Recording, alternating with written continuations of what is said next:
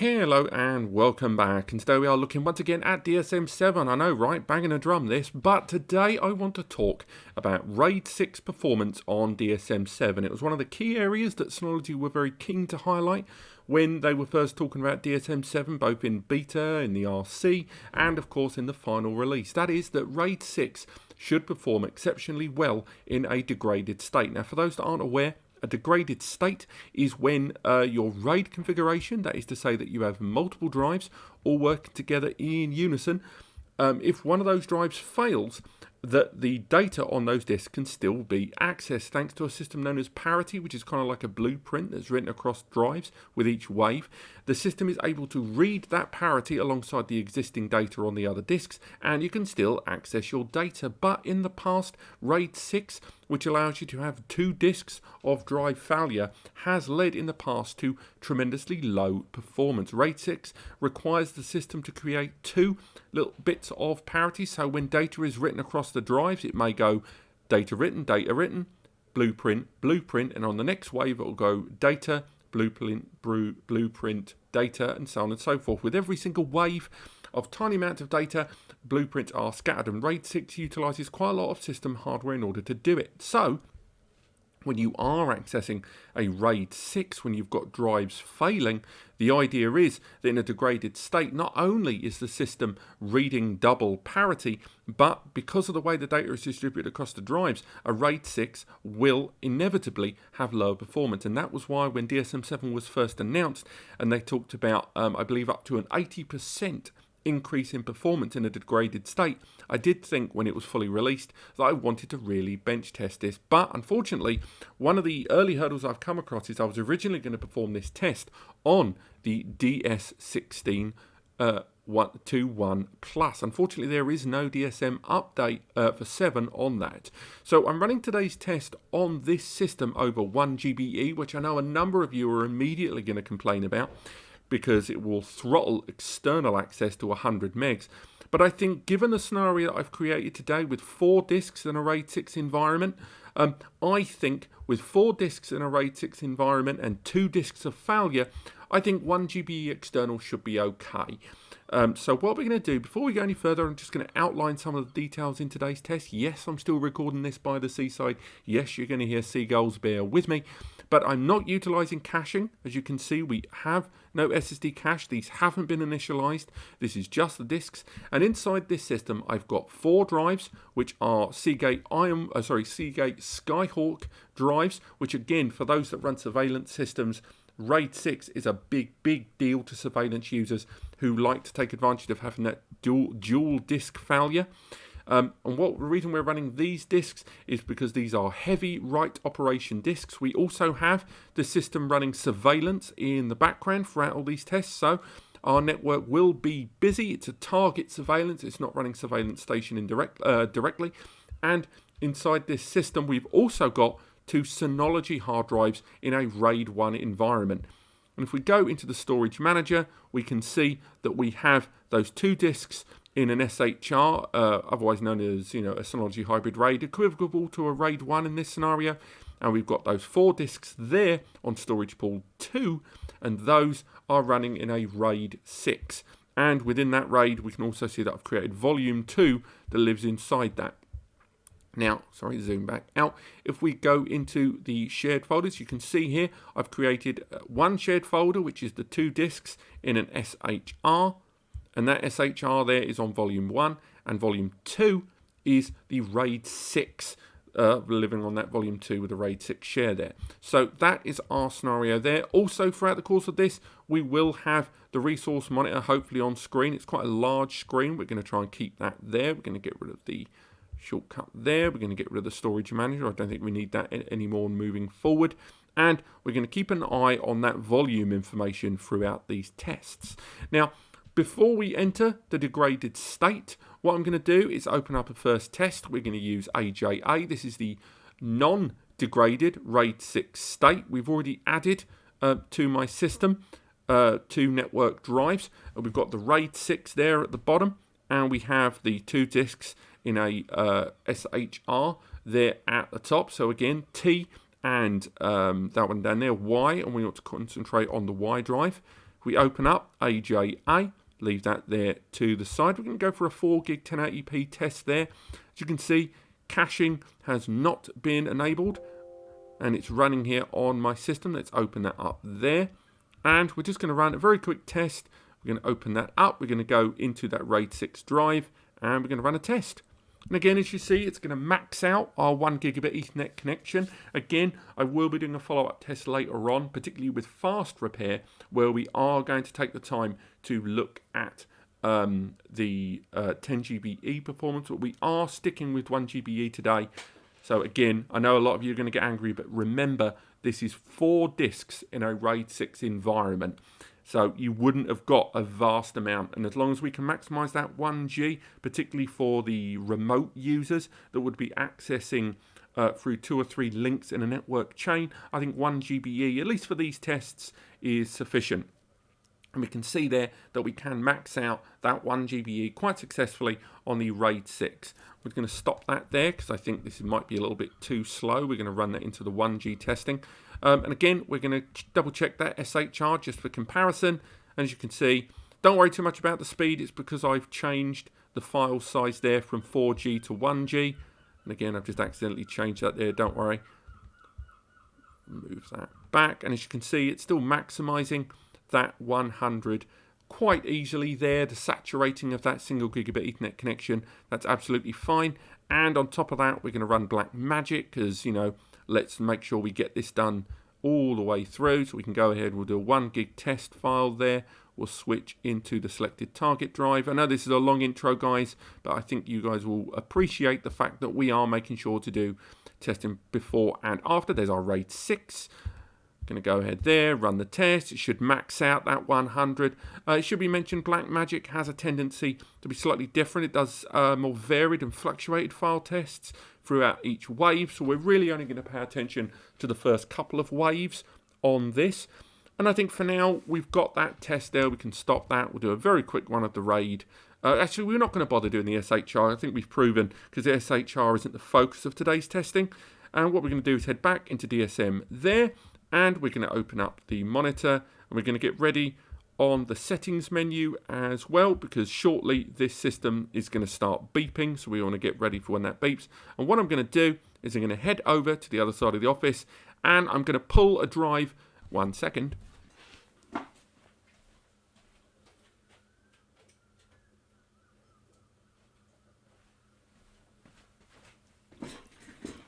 Cool, so I've pulled a disk from bay 1. We should see a notification and start hearing some beeping shortly. And again, there we go, there's our beeping. RAID pool 1 has gone into a degraded state. You can see that it is affecting some of the system resources internally as well. We go back into the settings menu there, go into hardware power. And what we'll do from here is we're going to deactivate that beeping there. I could have turned it off in advance, but I chose not to.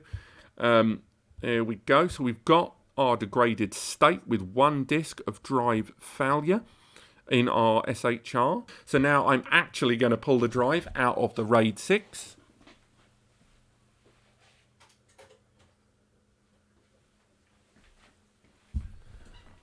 So that should be bay 3 or the first drive in our RAID 6 environment. There we can see it's noticed that things have fallen down. You can see there. We've got that, so let's get that settings menu back open. Let's go back into it, refresh the hardware information page, turn that beep off. And that should kill that beep in just a moment. So now, as you can see, we've got the 2 degraded states. So before we go any further, while the system is running those tests in the background, we've got that real-time information. Let's have a little look at the CPU. The CPU is doing fine at the moment. Again, we've not seen too much of an increase there. Again, we can go to the full overview that's showing everything, the volume there, some of the testing, those volume stats and the network stats from earlier, but not too much there going on. So while these are in a degraded state, let's go ahead and repeat the test that we just performed. So now we're going to go into the RAID 6. So the RAID 6, exactly the same setup, exactly the same connection, but this time it is in a degraded state. So as you can see, we're still maxing out on that RAID 6 there. We're still carrying on, it's still connecting to that drive. If we go into those shared folders, we can have a look there. And just to confirm, as you can see, the RAID 6 is on volume 2, and volume 2 is in the degraded state, and it's the RAID 6 volume. So again, I think for now we are seeing quite clear indications there that we're still able to fully saturate that 1 GBE. And if you were accessing this via a couple of proxies, accessing through a couple of different subnetworks, and it was bottlenecking to 100 meg, we'd be absolutely fine there indeed. Let's ramp things up. Let's double see how that compares against the 2 drives in the SHR. So let's go ahead with that one there. And again, that is still maximizing it quite well as well. The system is dealing with this quite well indeed. But of course, the real proof in the pudding is going to come in a minute or so when we do a 2-drive pull on our RAID 6 environment. We've seen a dip there in read activity, but not too much, hardly anything to write home about. And just before we carry on, let's redo that test there. And again, this is on that RAID 6.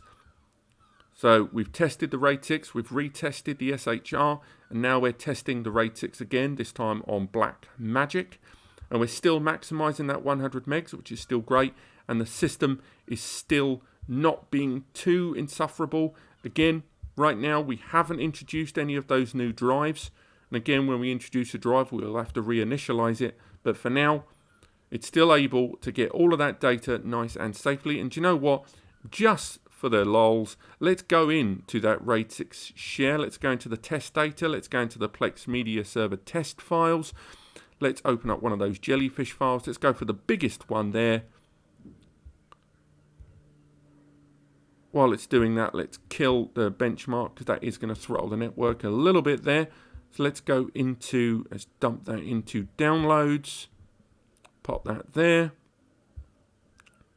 We can see that it's downloading that file. It's a 1 gig file and it's downloading it pretty quickly indeed. And what we'll do is we'll let that finish, and then I'm going to play this file inside the web browser, and just to see how well. And again, this is already quite a heavy file as it is, so it's probably not the best file to play just because of the codec. But we're going to go for something probably a little bit more manageable in terms of multimedia support, so an H.264 file. And what we'll do is we'll play this one here. This has a file size of around, let's go for something maybe a bit beefier. Let's go for the 100 megabytes per second MKV. That's a third of a gig. So let's go ahead and play that file. Oh no, we don't want to save the file. We want to play the file. Go for it. Hopefully we still have that option. So let's play it there. It's going to open up in a separate window in Video Station for us. It's going to open that up. Let's mute the speakers. Go for it there. This is quite a dense file. But as we can see, it's playing back that file. It's playing it back. The file's playing fine. Open up the resource monitor. Things are still bubbling along nicely there. If I come out of the media window, it will pause. But it's still able to play back that file at the original quality, which is still great to see. But, oh, slight performance dip there. I shouldn't have touched the screen. But again, I'd call that pretty successful for me. Network busyness, volume utilization is obviously ramped up on the read there while we've been running all of that testing over 1 GBE. But for now, let's go ahead and now institute the second drive failure in our RAID array. So let's bring that back up there. Let's get the resource monitor back on screen. Bring that up. And again, we are going to be monitoring that straight from. So while it does that, let's minimize there. This is what we're going to do. We're going to head now back onto the NAS. I'm going to pull. Let's go for the last bay. Let's go into bay 6.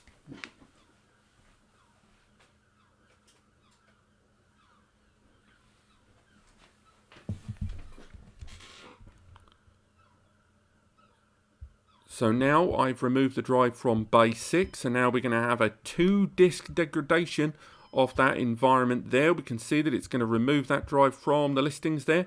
Going to go back into the control panel because that beeping is super annoying. Turn the beep off.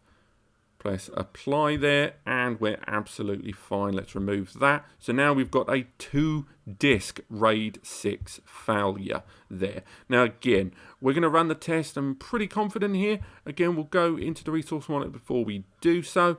And again, not too much going on there. I think the storage manager is telling us everything we need to see. So again, what we're going to do, we're double checking. We'll even close AJA and reopen it. Give it a second and we'll reopen AJA performance test. And what we'll do from here, once it's reopened, is we're going to double check exactly the same testing there. It looks like AJA didn't get a chance to shut down effectively. Let's kill that there as a process in the background. It's going to be a lovely little problem there for us. Let's bring that up, bring in the apps, scroll down. We're back up there. Right, so we're going to go back in. We're going to go into the RAID 6 performance testing there. Open that up. Go down. We've got none of the extra caching or any of that happening in the background. It's a 1 gig test file. Let's go ahead and start. And as you can see, we're still maxing the 100 megs connection there via the Ethernet. We're still, again, running 1 GBE, and we will be doing 10 GBE performance testing. We're seeing the read struggle the tiniest bit, but not too much. I think the read there is still doing pretty good indeed.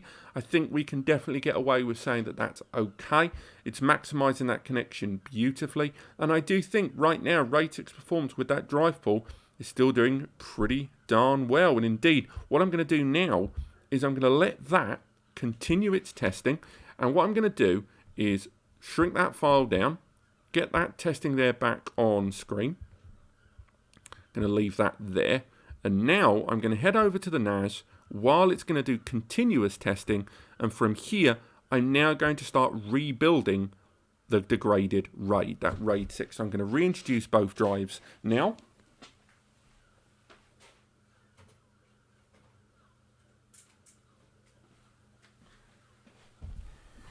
It's worth highlighting that now I've reintroduced those two drives, it's not going to be able to perform resilvering. For those of you that aren't aware, resilvering is when a drive that's been removed from a RAID accidentally that is reintroduced to the RAID. If it has all the data intact, it's able to do a quick rescan of the disk and reintroduce it in seconds or minutes. But DSM7 does not currently support resilvering. I think that is largely a ZFS only feature. So consequently, you're not going to get that. If we go into the hard drives here, we can see that these drives do represent as crashed. So what we need to do is go into the managed area. And what we need to do is effectively kill these drives. And from there, reintroduce them as brand new drives. So we're going to deactivate that drive. All right, let's deactivate that there. Deactivate drive. I do want to deactivate this drive. Go for it there. I'm just going to keep this running rather than cut it out because I want you guys to see this whole process. Then we'll deactivate the other drive. And the idea is from here we're able to reactivate those drives into the RAID array. Go for that one there. And again, all the time, this system is still accessing this array. So that's going to deactivate that drive as well. Sorry about the break in recording there. I just had to reintroduce the drives after deactivating. You won't have to do that if you're running blank drives. So as you can see, now they're showing up as non-initialized. We can go back into the volume, and from there we can click the repair there of the storage pool. Alternatively, you can go ahead and go to a drive directly, go to manage available drives, repair storage pool, select the storage pool that needs repair. In this case, we're going to focus on the RAID 6 pool. Click next. We say that we want to introduce RAID drive 3 and drive 6. Remember, we want to keep an eye at the constant read-write activity that's happening there in the background on that disk. So we can go ahead and click next.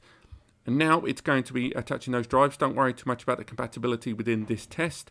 And for now, we can go ahead and click apply. So again, those drives are going to be wiped. And what it's going to start doing now is it's going to start rebuilding our RAID. Now bear in mind, all of this time we're still accessing the drives. If we go into the storage pool there, we can have a look at it there. You can see that it's doing the repair there at the bottom on that secondary volume and storage pool. While it's doing that, we can also maximize the screen. Let's bring that back up there. And what we're going to do is leave that there on the bottom of the screen. So we're going to see a lot of the activity of the system while this is going on. So let's bring that back on screen and we'll let that run for a minute. Because right now we have been seeing a consistent activity there between them. We can see the RAID being rebuilt. And again, I'm not going to make you wait, presumably the day or two that this is going to take. Because remember, there's something I think a lot of you will probably highlight in the comments. a lot of you will be keen to highlight that Synology does have this fast repair system, something we have installed, but it's worth bearing in mind that the fast repair is dependent on the degraded the space on the pool, and because I'm using a volume that's occupying the full pool, that still classifies as data even if the volume is empty. We are going to be running a separate test shortly of bench testing fast repair with a small volume on a large storage pool coming very soon on a DS920, but I just wanted to highlight that in case some of you were wondering. So again, we've still got that performance there running at 100 each way, which is still pretty good. The repair time is going to take ages, but at least now if I'm an end user connecting remotely, so not using 10G internal, I'm seeing some lovely speeds here all the way through, and all of those happening all lovely and quickly there. And do you know what? I think this to me has proven that the RAID 6 is still running very, very well. And of course, for the naysayers, I will of course be running that 10G setup and the separate 920 fast repair video coming very, very, very soon. But otherwise, thank you so much for watching. I hope you enjoyed this video. If you have, let me know in the comments. Click like if you enjoyed the video, subscribe to learn more, and of course, get the free advice section over at NAS Compares under your belt. It is genuinely free. Ping us a message. It's me and Eddie, the web guy. We're two humans. It might take us a day or two to respond. We've got lives, but we do respond to every single email and are keen to make sure you guys get the best solution for your needs. It doesn't cost anything. There's ads on the side of the page, but you can ignore those. Or we might use affiliate links. You can ignore those if you like. Otherwise, I'll see you next time.